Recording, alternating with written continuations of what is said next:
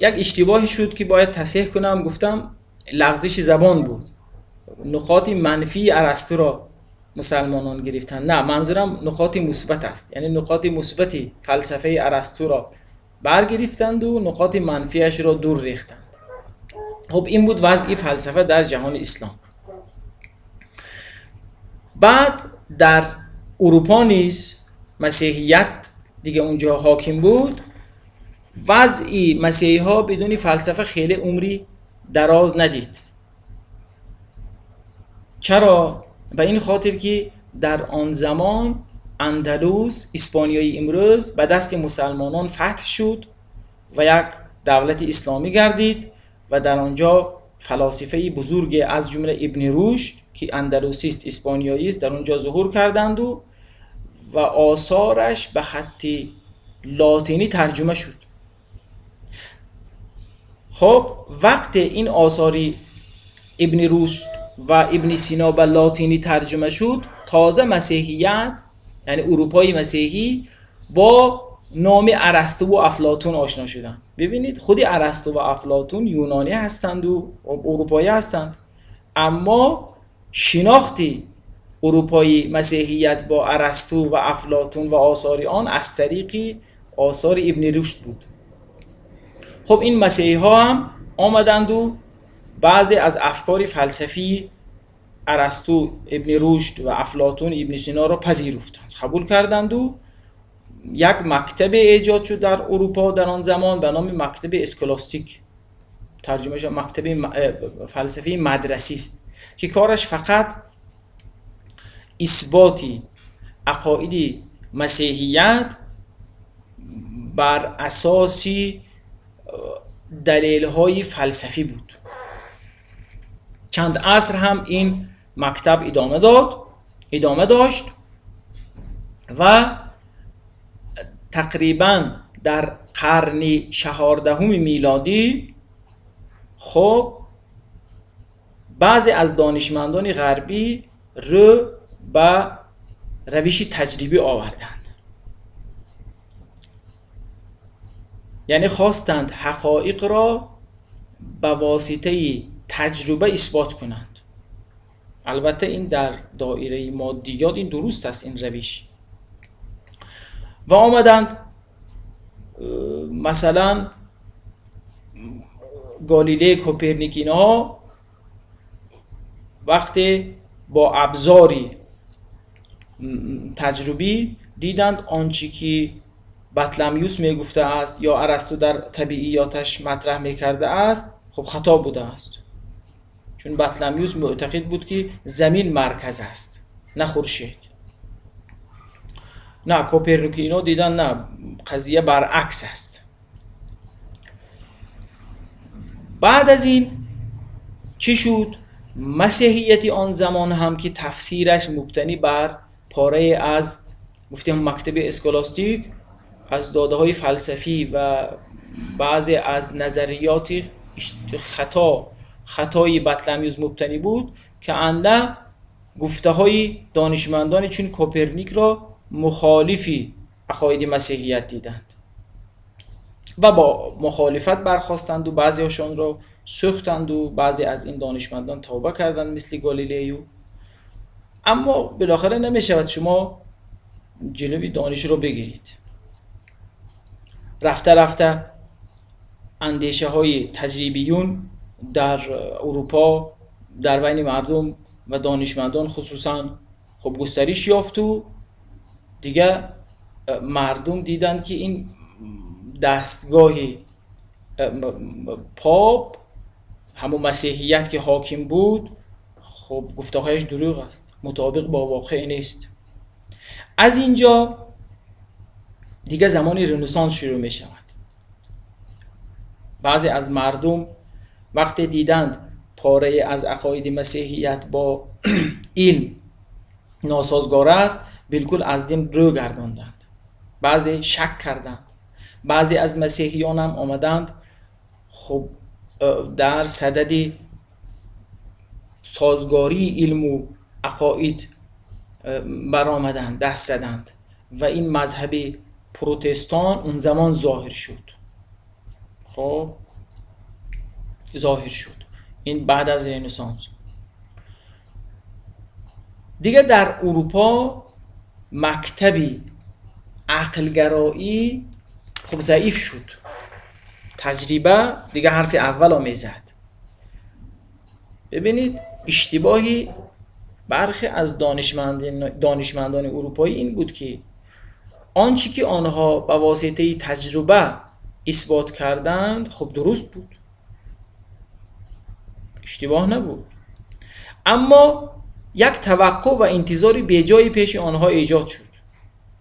آنها گفتند که اگر قرار باشد حقایق خارج توسط تجربه به اثبات رسد، یعنی وسیله و ابزار کشف واقع اگر تجربه باشد و عملا هم آنها اثبات کردند، گفتند که پس تمامی اشیا باید توسط تجربه به اثبات رسد. یعنی هر چیز به واسطه تجربه اثبات نشود دیگه قابل قبول نیست.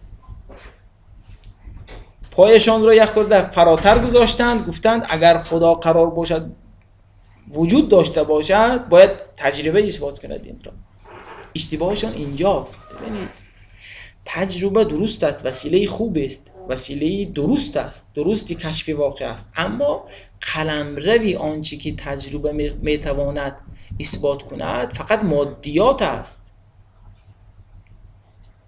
عالمی غیر مادی ماورای ماده که دیگه برای اثباتی وی دستی تجربه کوتاه است. یعنی چی؟ خدا که در عالم ماده قرار ندارد من در لابراتوری ها پشت این میکروسکوپ ها بگردم که آیا از خدا خبری هست یا نیست. توقعی بیجایی به نزد اینها ایجاد شد. به همین خاطر ما میبینیم بعد از رنسانس خیلی از دانشمندان لامذهب شدند، بیدین شدند به جهت همین توقعات بیجایشان. خب عقلگرایی هم دیگه اون بنیه‌هاشو از دست داد، ضعیف شد. گفتند باید همه چیز با واسطه تجربه اثبات شود و آنها عملا می‌دیدند که تجربه خیلی مفید است در عمل. پیشرفت علم مرهون همین خدمات دانشمندان تجربی اروپا است. یعنی اگر ما امروز در قرن 19 و 20 و 21 شاهد این پیشرفت علم هستیم، پایه‌هاش همان زمان ریخته شده است. به هر حال همزمان با گسترش و رواج تجربه گرایی، عقل گرایی هم متاسفانه تضعیف شد در اروپا. اما در آن زمان خب لذا این به همین خاطر بعضی از مسائل مشکوک شدند. دانشمندان یک گونه شک و تردید را روا دیدند در مسئله خدا و وجود خدا و فرشتگان و حقانیت دین و از این چیزا.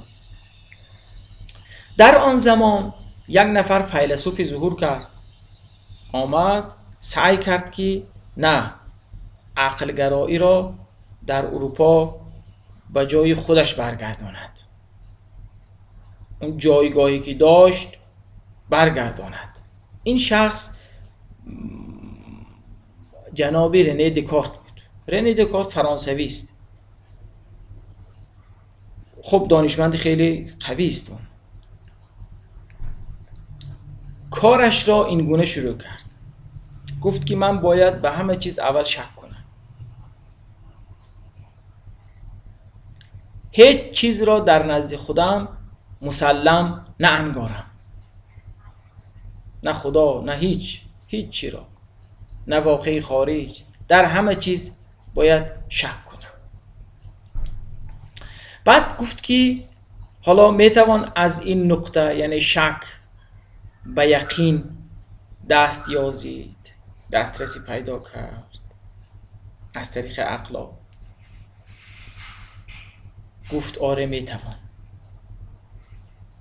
کارش رو چنین شروع کرد. گفت که خب من در همه چیز شک دارم، در همه چیز شک دارم، اما یک چیز هست که در وی شک ندارم بلکه یقین دارم و آن شکی من است. گفت که من فعلا در همه چیز شک دارم. خیلی خوب، اما در وجود این شکی که الان من شک میکنم، آیا در وجود این شک دارم؟ گفت نه، روشن است که من در این شکم چی؟ یقین دارم. این یک تا خشت شد، یک خشتی اون بنا یه مکتبش گذاشت این خشت را. گفت حالا ما یک تا یقین داریم. گفت وقتی در وجود شک نیست، یقین دارم، هر شک نیاز به شک کننده دارد. یعنی آیا ما شکی را سراغ داریم که بدون شک کننده تصور شود؟ گفت وقتی شک هست، شک کننده هم هست که خودی من باشم. گفت پس من در وجودی شک کننده که خودم باشم دیگه شک ندارم. این خشت دوم. همین گونه این بنای فلسفی اش را پایه‌ریزی کرد و یک مکتب جدید، همون دکارتی را بنا گذاشت که بر پایه‌های عقل، اما روش عقلی استوار بودند. دانشمندی خیلی باهوش و نیرومندی بود این دکارت. بعد از او هم چند تا از شاگردانش، دنبال روانش، کار او را ادامه دادند، مثل اسپینوزه، مالبرنش نمیدونم چی، بعد لایبنیتس. اینها ادامه دهنده همان تلاش و سعی جناب دکارت بودند. اما این هم دیر ادامه نکرد. در همزمان با ظهور دکارت و رواج و گسترش مکتبی در فرانسه، در انگلیس مکتبی اصالت تسمیه ظهور کرد. اصالت تسمیه که به انگلیسی آمپریزم میگم بهش، آمپریزم. این مکتب قائل به این بود که ما به هر آنچه که تجربه برای ما نشان میدهد باید معتقد باشیم، حتی در موردی وجود خدا و اینها. حتی اون تجربه گرایان جای خودش، اینها بر اساس تجربه فلسفه درست کردند. یعنی در واقع آمدن گفتن که آیا ما میتوانیم مکتبی درست کنیم که پایه هایش فقط تجربه باشه و در واقع درست کردند. این جان هگ یکی از این پایه‌گذاران این مکتب است. دیوید هیوم، جان هگ، اینها منکری هر نوع یافته عقلی شدند. عقل، هر آن چیزی که عقلی محض می‌یابد، اینها منکر شدند. چرا منکر شدند؟ گفتند خب تجربه نمیتواند اینها را اثبات کند. از جمله قانون علیت. قانون علیت را گفتند ما با تجربه نمیتوانیم اثبات کنیم. این را با ما عقل میگوید. منکر شدند. حالا وجود خدا جای خودش است. اما بعضی از این دانشمندان گفتند که خب درست است که خدا با ابزار عقل اثبات پذیر نیست، اما میتوان یک نوع تجربه کرد خدا رو. و در مکتبشون به خدا هم مثلا اعتقاد آوردند که حالا بیان و توضیحش بعداً خواهد آمد. با گسترش مکتبی آمپریست ها در غرب دیگه پایه های مکتبی دکارت هم ضعیف شد، تا آمد نوبت به جنابی دکارت، امانوئل کانت، نه اوگوست کانت، امانوئل کانت. این آلمانی است، اونم فیلسوفی خیلی شهیر و باهوش است. جناب کانت مکتبی انتقادی، نقادی خود را پایه‌ریزی کرد. او گفت که این چی که آمپریست ها میگن درست است. آره، هر چی تجربه بگوید باید قبول کرد. اما خدا را هم نمیتوان این کار کرد، چرا؟ و این دلیل